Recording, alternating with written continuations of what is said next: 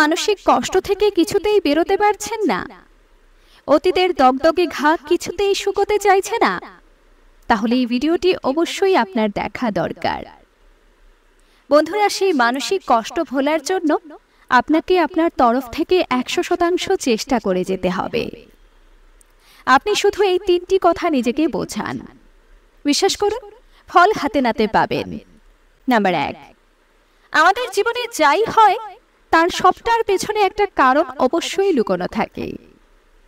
কেউ সেটাকে বলেন কর্মফল, কেউ বলেন অভিজ্ঞতা অর্জন, আবার কেউ বলেন শিক্ষা লাভ।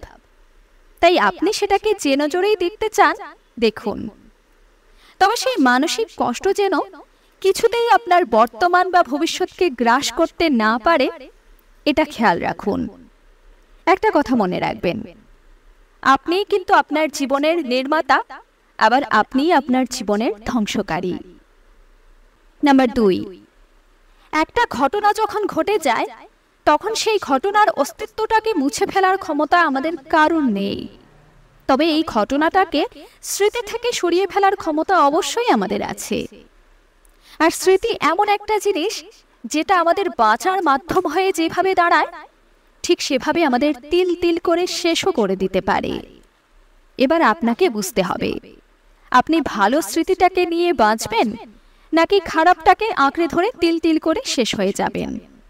নাম্বার 3, একটা কথা মনে রাখবেন, আপনার জীবনে এই মুহূর্তে যা যা রয়েছে সব আপনার প্রাপ্য। যেমন ধরুন, এই মুহূর্তে আপনার কাছে একটা সুন্দর পরিবার আছে, আপনার নিজের একটা বাড়ি আছে, শখের একটা প্রিয় বারান্দা আছে, শখের ফুল বাগান আছে, কিংবা অন্যান্য আরো অনেক কিছুই হয়তো আছে। কিন্তু আপনি যদি সে সমস্তকে নিজের থেকে দূরে ঠেলে দেন, তাহলে একটা সময়ের পরে হয়তো বুঝতে পারবেন আপনি আসলে নিঃস্ব ছিলেন না, আপনি শুধুমাত্র অতীতকে আঁকড়ে ধরে নিঃস্ব হয়ে গেছেন।